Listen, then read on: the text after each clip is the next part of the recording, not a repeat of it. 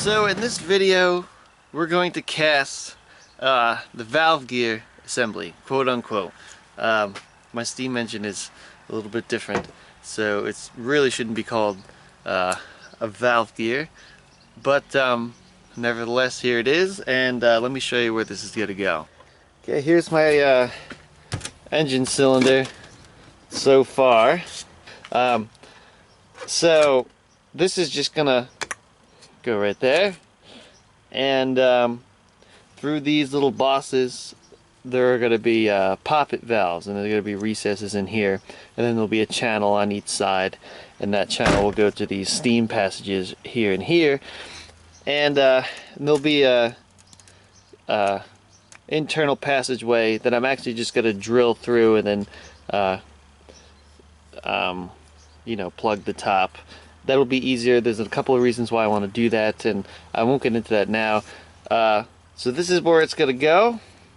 I'm gonna make just one because I want to make sure it works. My last valve gear I made didn't hold pressure very well, so you know, I could move the piston in and out with everything closed, and that's no good. So I think this way will work a lot better, and it'll work better with the solenoids. So I'm blabbing, let's get on to casting. Okay, being that this is my first casting video, I'm gonna go pretty detailed. So this is the flask. It's just a wooden box. You know, this one's just screwed together. It's not even fancy joinery or anything, and it comes apart like this. And what we're going to do is we work with one half at a time. So we put our first half face down, and the pattern, which I didn't show how to make because it's a whole process, and I'll probably do that sometime later. This splits apart.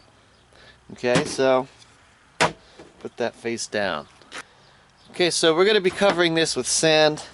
In order to have sort of a mold release, I just use some baby powder, and I just, you know, sprinkle it on. And then to spread it around, I just use this makeup brush. And man, by the way, makeup brushes are expensive, man. Like, this was a cheap one from Walmart, and I think it was still like 20 bucks. So it's pretty crazy. Alright, so now that's all has our mold release. So now we're going to get our sand. And this sand that I'm using, I made. It's a combination of bentonite clay and play sand. I think it's like 12% clay. The rest play sand, I think. I can't remember. I'll have to see what I did. And then water. So, and I've used it a lot, so it's become really brown. I made some new stuff and it's not so brown. So here we go. Now what you can do to help with the surface finish with the part is you can put it through like a sifter like this and just go over. This will really help with the surface finish. I usually lose patience doing this. And it also, your sand has to be, you know, of the right consistency. My sand is a little wet right now, so it doesn't sift as well. But you pretty much just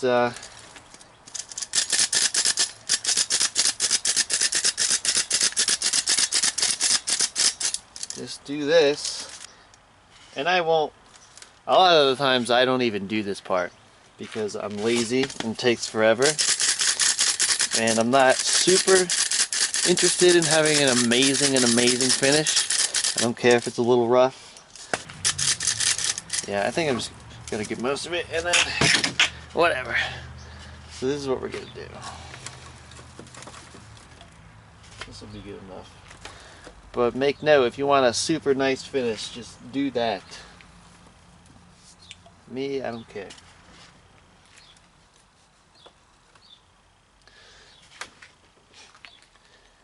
Okay, so this part is super important.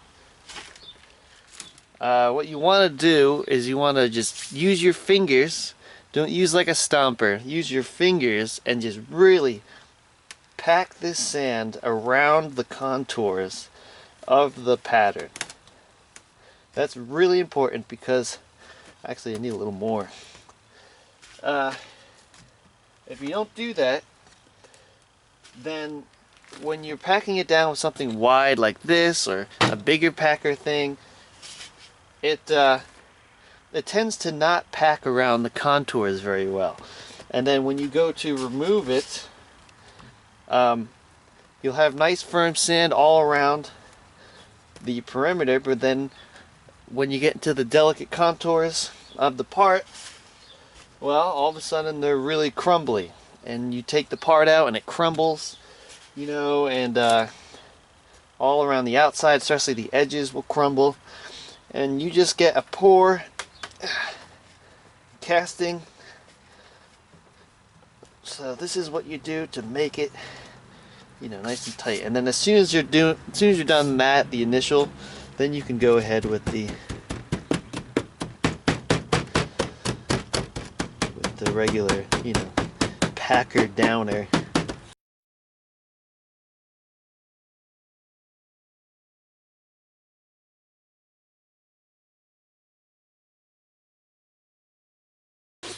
Okay, so now that this is all filled up, what we're gonna do, I'm just gonna take this square here, and we're just gonna, you know, make the top nice and even.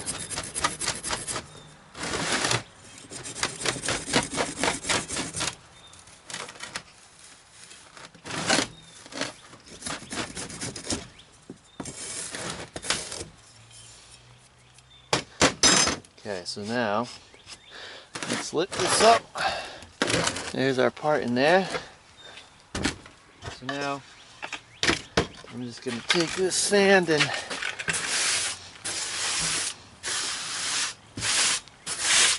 there we go. Okay, so with the part in there, that half a part, we're going to go ahead and powder up the other half using our baby powder. Oh, a little too much. That's okay.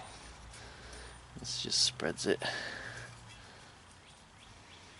Okay, so now this index is on these dowels, so it always remains perfectly aligned. And now what's really important is you put this release baby powder on the interface between the two halves.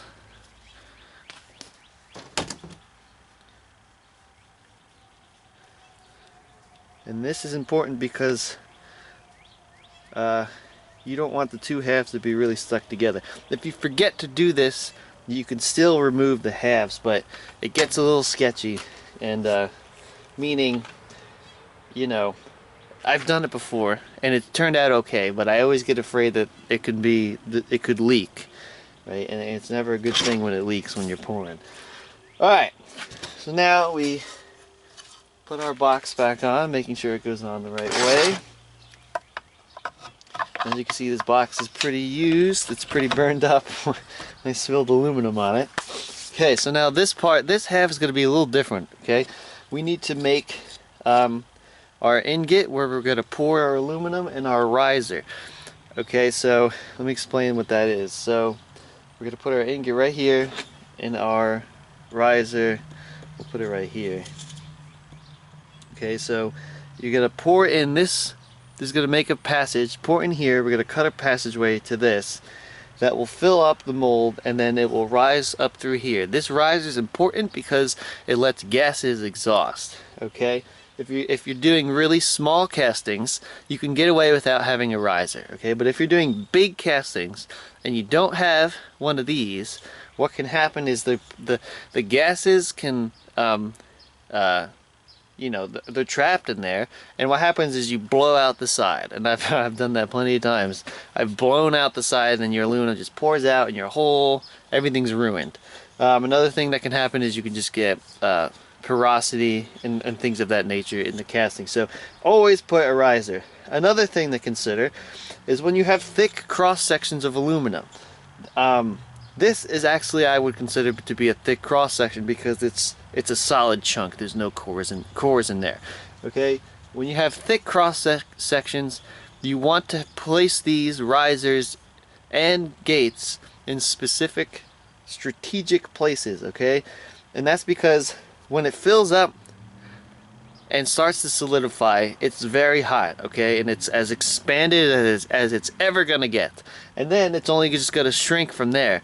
And what happens if you have a really thick cross section, you'll get a sink in there, and it looks really bad. And I've ruined many castings with because of, you know, you have to place these strategically. So this is pretty thick. Ideally what I would do is I would place this right here, okay, and then I would cut it off. But then that's kind of, I don't want to do that because, you know, it's gonna ruin the look of it. You're gonna have this big thing. I mean, even if I cut it off and mill it off and polish it up, it's just gonna be a different surface than the rest of the surface, and it's not gonna look so great. I know I said I didn't care about surfaces before, but I don't like that. So I'm gonna put it here. And I'm gonna hope for the best that I don't get a sink. If I do, you know, you guys will see what a sink looks like. So I'm just gonna do that for now, and now we're just gonna fill this up. And again, I'm not gonna sift the sand because I'm lazy, and you could see how annoying this would be, and that's why I don't do it. So we're just gonna fill this up. Okay, you gotta be careful with these risers. So we again want to pack with our fingers. First I'm going to go around these guys just to keep them standing up. Yeah, and then I'm going to go around the pattern. Really get in there. I need more sand.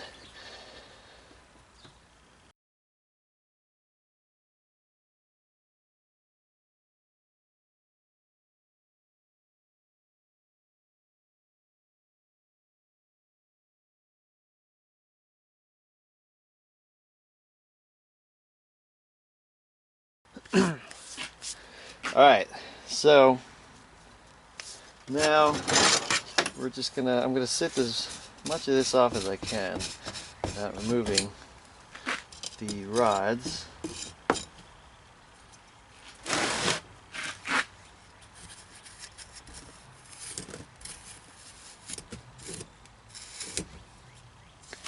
Okay, so now I'm gonna remove these guys. Just spin and take them out. And remove this. Now, you don't need to really worry so much about getting the dirt in the holes here, because when you'll see when I split this pattern, all the dirt just falls in a pile, and you can literally just, you know, dump the pile over. So, but I still try not to. Okay. So first thing I always do is just move it to the side and collect all this excess sand.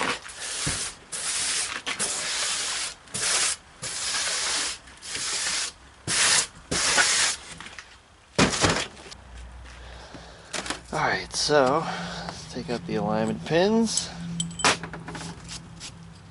You want pins in your flask when you make it, because you have to make sure that it goes back together exactly the same way. So sometimes I hit on the side, but I think it'll be okay today. Yeah. And you can see that sand has just collected a nice little pile, and we just do that and we're good to go. So now we need to remove these patterns. Okay, so let me get a screwdriver. So the way I do that is, well, there are little holes that I drilled here, and I'm just going to put some, these are deck screws actually. I'm going to thread these in. And then the tricky part, okay, we're going to just tap on it and pull up until it loosens. Going to go on each side,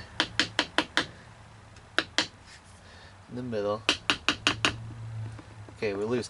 And this is where your packing with the fingers really shows, okay? You should take this pattern out, and there should be very minimal crumblage and breakage. I'm just gonna shake it from side to side very gently. There we go. So now, nice pattern. It looks pretty good. There might be a little bit of crumblage in there, but you know, you just gotta have to deal with it, and that's okay. You know, it's the little bit of crumblage you can just clean up with a file or something, okay? It's not worth restarting, because that's what you would have to do. You'd have to restart everything. And but let me tell you something. If it really goes wrong and it's really crumbling and you're saying to yourself, oh no, I can fix it, it's fine, look, and just start over, because that has never worked out for me, ever. It always like leaks or something like that. Alright, so now we're going to cut our ingot and our risers. So I'm just gonna use this flathead. Let me zoom you guys in. So I'm just gonna use this flathead and go up to the part, and we'll just do something like that.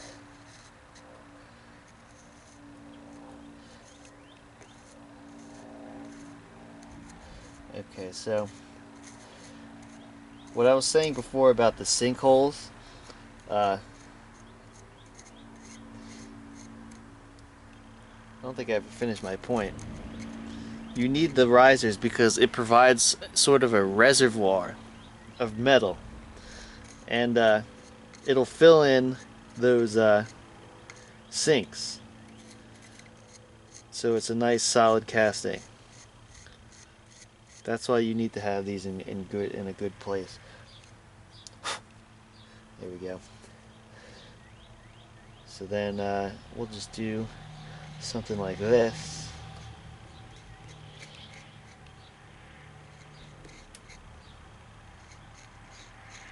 Nice cool little ingot here. And it doesn't matter which one you pour in, at least not for this case. It does in other cases. There's a whole, I'm not going to get into it now, maybe when I get to a casting, but how you pour and where you pour in many times will have an effect on the casting, because you want small amounts of turbulence and things of that nature, but I'm not going to get into that in this video, because this casting doesn't really matter too much.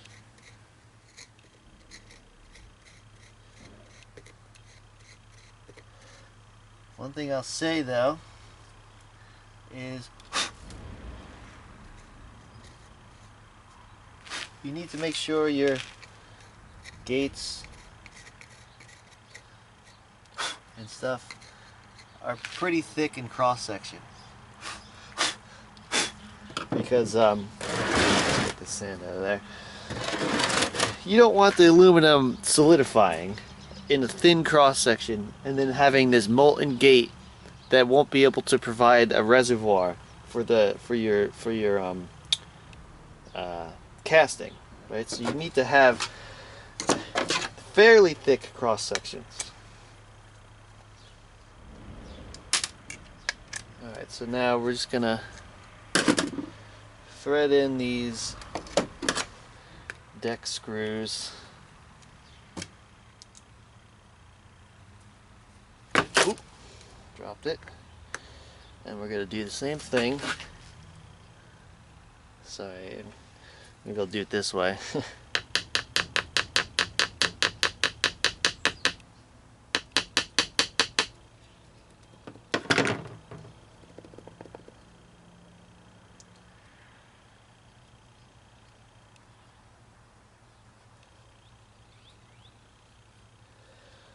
Okay, again, just a teensy bit of crumblage. You want to make sure dirt is out of these small little crevices. Also, one thing I learned the hard way, whenever you're blowing into a mold like this, close your eyes. So, alright, now we're ready to put the mold together, and then we'll be ready to pour. So, let me zoom out here. I put my alignment pins through beforehand, and then we're just gonna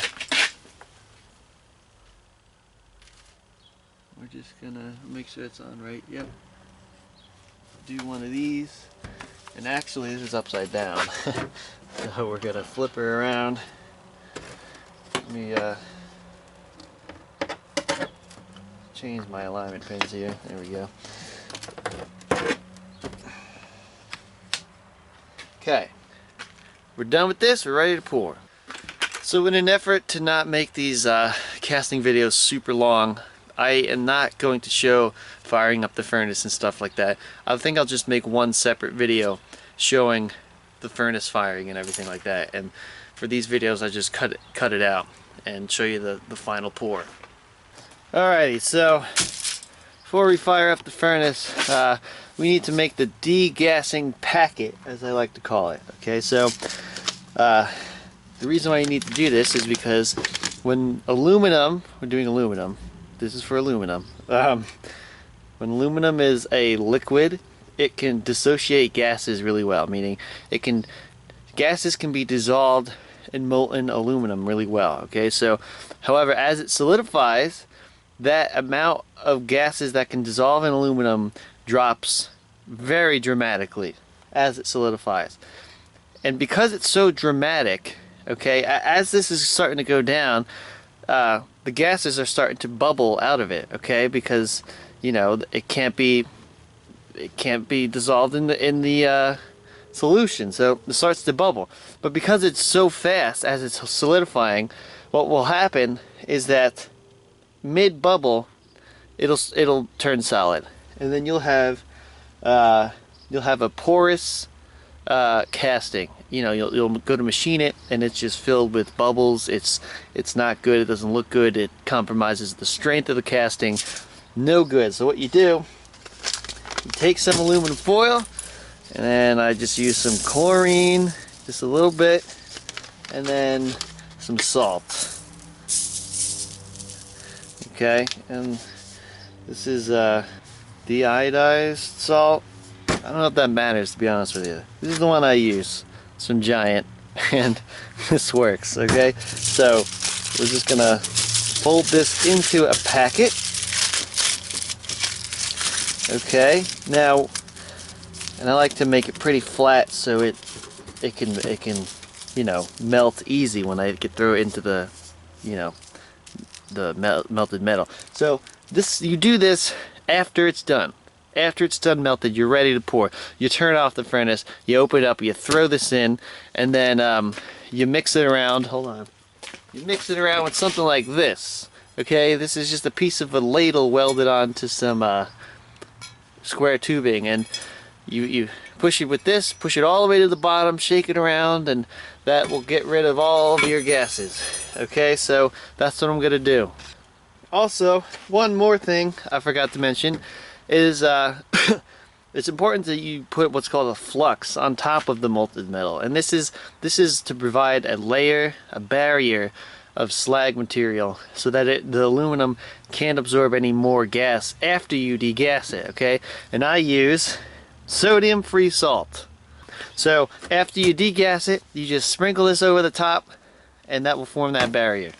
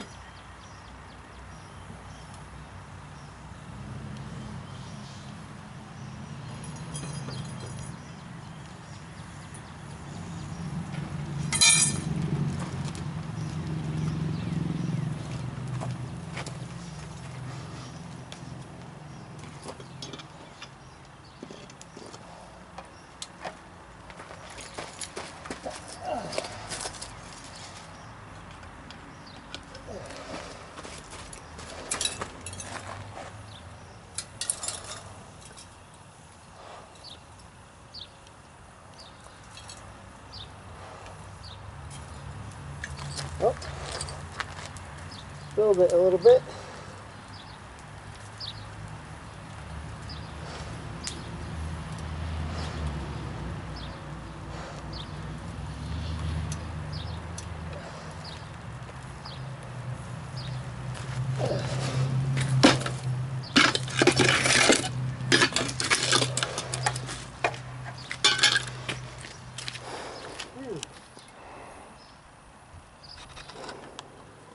Alrighty, it's been about 10 minutes or so. So I'm going to take this out of the mold. So a lot of the times the sand gets stuck to the casting and I just use this brass rod. I used to use a screwdriver to like chisel it off, but one time I messed up the surface of my casting, so never doing that again. Alright, so let's take these pins out. Alright guys, the moment of truth. This is always the most exciting part. Did it turn out okay?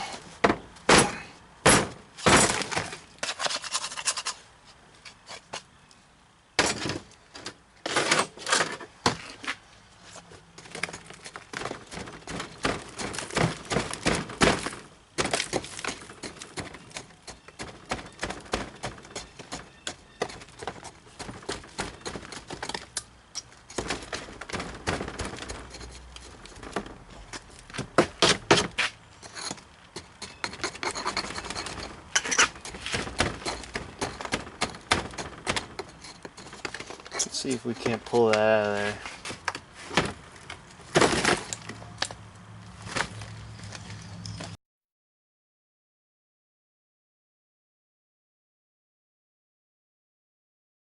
It looks okay.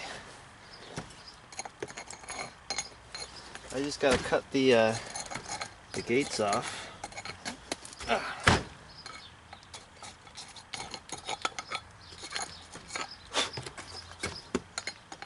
Little bit of crumblage right there, but nothing a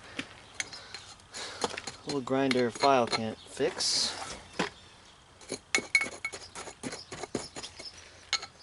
Alright, so there is the rough casting. So I'm going to let it cool a little bit, and then we're going to cut off these gates. Alright, we've let this guy sit for like 15 minutes, and there's no reason for that. I just don't like it to be insanely hot. So I'm just gonna saw this off. Now a lot of the times you could just make a little dent and give it a good old, let's tighten this up.